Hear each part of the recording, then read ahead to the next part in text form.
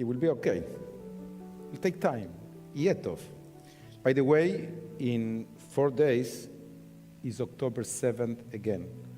I don't imagine you being at your home alone. That's why Torah is waiting for you to be together on October 7th. Cantor, any, a band will create the atmosphere of respect and dignity to honor that tragedy and telling the world that Yetov. So October 7th in Torah at 7 p.m. Don't miss that. We need each other more than ever. Speaking about we need each other,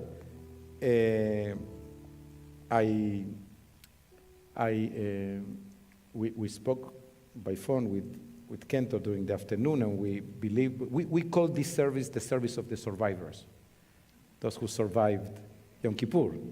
I mean, 24 hours fasting, you still, it's Thursday, you still come to shul, no?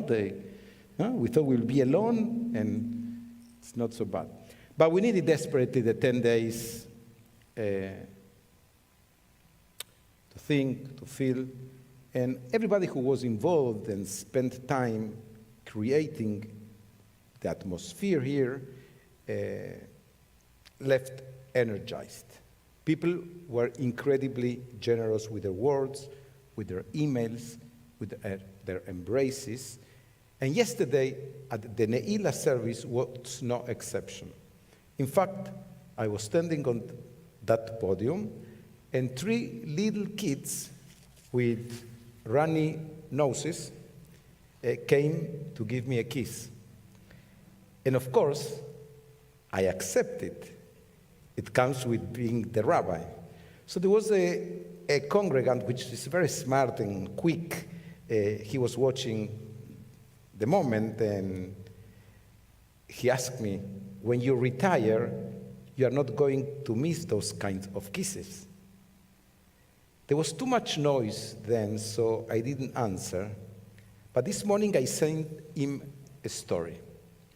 And the story is a story I learned from a dear colleague, Rabbi Ed Feinstein from California. He calls it the story of Rabbi Pinchas. I tell it to you today because I think that it's a story not just for rabbis, but all those of us who wish that the world would go away for a while and that people will stop bothering us so much so that we could have some time for ourselves. If you have ever felt this way, listen to this story. Everyone loved Rabbi Pinchas. Wherever he went, he was surrounded. As he walked briskly to the synagogue on Shabbat, his students would catch up to him in order to try and acquire some words of Torah. As he sat in the synagogue praying, children will come running up to sit on his lap. When he got up to speak, the synagogue was packed. And when he came home, a dozen women with a dozen kugels were waiting for him. Taste my kugel, Rabbi, and give me your blessing. What could he do? He carefully tasted all 12 kugels, savoring the love baked into each one.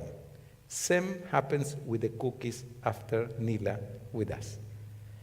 Then joyfully, he pronounced 12 blessings. May your life and the lives of your children be as sweet as this wonderful kugel. On holidays, even more people came to be with the rabbi, especially on Sukkot. Sukkot is called Zman Simchatenu, the season of our joy. And no one's sukkah was more filled with joy than the sukkah of Rabbi Pinchas. His students filled the sukkah with love and joy and song and learning. The community brought delicacies and treats for the feast. And children filled the sukkah with laughter and with song. It was said, if you have not been in the sukkah of Rabbi Pinchas, you have never experienced true joy. But despite all this love, Rabbi Pinchas was troubled. He knew that a great rabbi must write a great book. He knew that only if he write a great book will he be remembered as a great rabbi, long after he's gone. Rashi wrote great books. Rambam wrote great books. To be remembered, Rabbi Pinchas knew he needed to write his own great book. But how? He had no time to sit and write. He was always taking care of someone else, answering someone's questions, giving someone a blessing, teaching someone Torah. He was always helping others. When will he ever be able to sit alone and write his own great book? As time went on, this problem bothered him more and more, and so one year on Yom Kippur, Rabbi Pinchas prayed a strange prayer. As he stood before the ark at Neilah, he said to God, Ribono shel olam, take all these people away from me already. Day and night I listen to their needs. Give me some quiet. Give me some peace so that I can write my book. Let no one bother me. God heard this strange prayer and asked Rabbi Pinchas, is this what you really want? Are you sure? Yes, responded Rabbi Pinchas. Let me be in peace to write my book. That's all I ask you. Very well, God answered. Your prayer will be fulfilled. When Yom Kippur was over and the shofar had sounded, no one invited Rabbi Pinchas home to break the fast. There were no crowds of people, no platters of food, no plates of sweets, and treats to fill his home after Yom Kippur. Instead, Rabbi Pinchas walked home alone, sat in his home alone, broke his Yom Kippur fast alone, and sat down to write the first page of his great book. The next morning, the people of the town were all busy putting up the Sukkot for the coming holiday. Rabbi Pinchas waited for the men of the town to come with their tools to put up his sukkah, as they did every year. But no one came. So late in the afternoon, he tried to erect the sukkah himself. He smashed his fingers, hammering the nails, dropped a heavy board on his toes, stuck himself with thorn when he lifted the schach and hurt his back. Eventually, his sukkah was finished. It was crooked, it was ugly, but it was finished. For the next 3 days, Rabbi Pinchas worked on his book. He wrote and rewrote the first page, and just as he had asked of God, he was not disturbed. No one bothered him.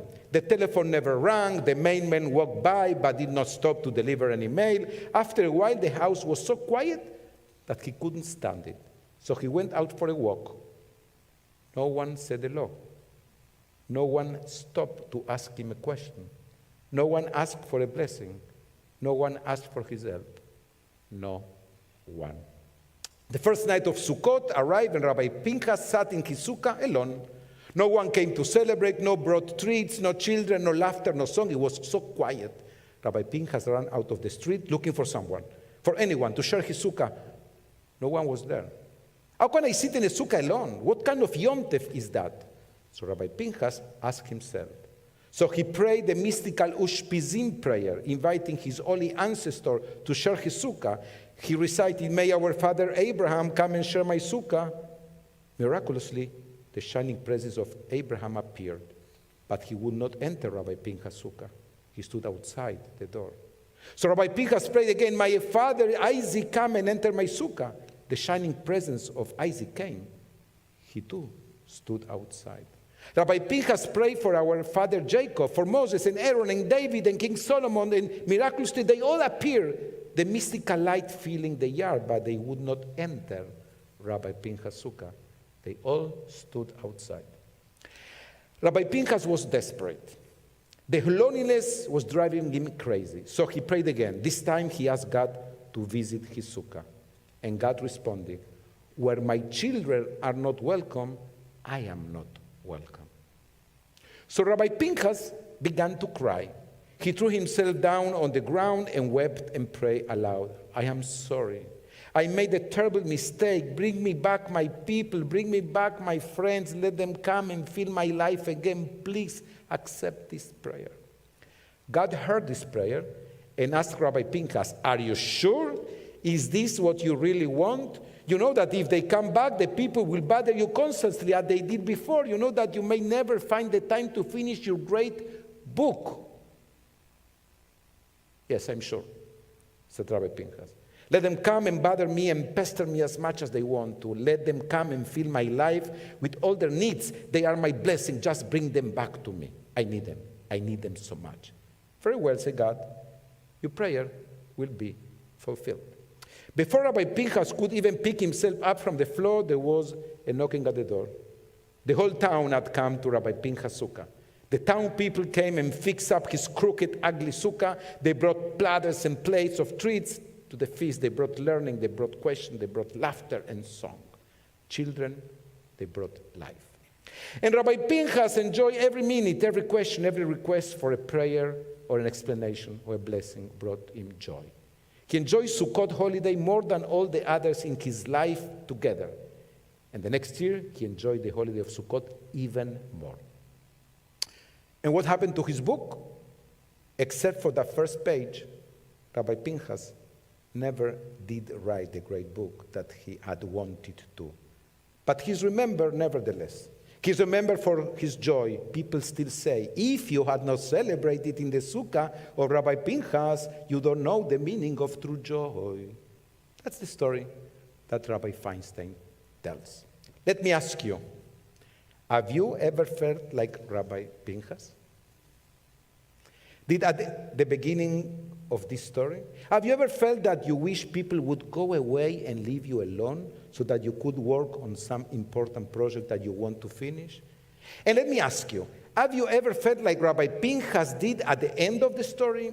Have you ever felt that you wish people would come back and fill up your life again, because without people your life feels so dull and lonely and empty?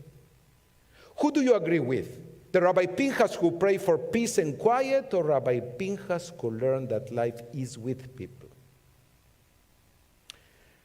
Rabbi Harold Schulweis, who was Rabbi Feinstein's colleague at Valley Bet Shalom, tells this story. He says that there is one essay by the philosopher Martin Buber that always troubled him. He says that Buber once wrote an essay called Books or People, in which he debated with himself as to which was more important, books or people. And Rabbi Schulweis says that when he first read that article, he was tempted to vote for books. After all, books contain the collected wisdom of the human race. What do people know compared to books? But then he went to the hospital with some serious heart problems. He had to have cardiac surgery. And on the night before the surgery, he thought about that essay and that debate, and he asked himself, which would I rather have at this moment, a pile of important books at my side that I have been waiting to read but have not been able to get because of all the other tasks that I have, or the hand of a loving human being in mine to give me faith and strength to get me through the night? Rabbi Schulweis said that it was a no-brainer. At that moment, he wanted a hand in his, not a book.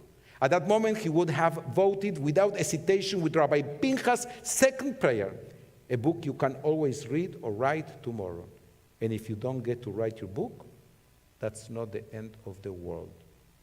Rabbi Schulweis has written a number of wonderful books, books that I am sure will be read and studied by scholars many generations from now.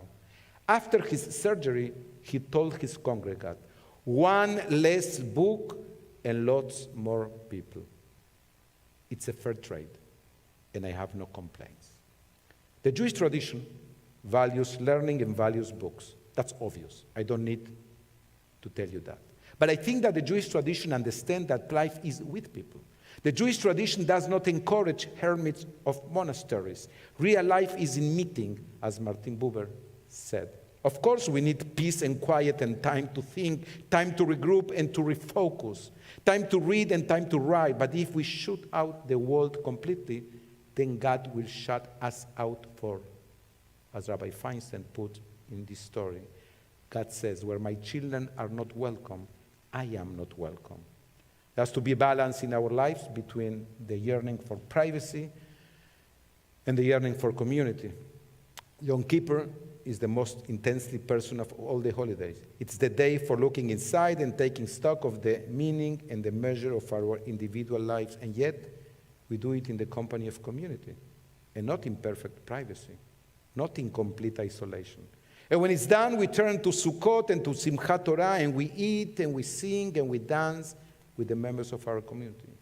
So let our Sukkah be open this holiday. Let it be open to the scholars so that they may come and teach us of the wisdom. And let it be open to the poor so that they may bless us with their presence. Let it be open to our family, to our friends, for they are the ones who add meaning and spirit and life to our celebration.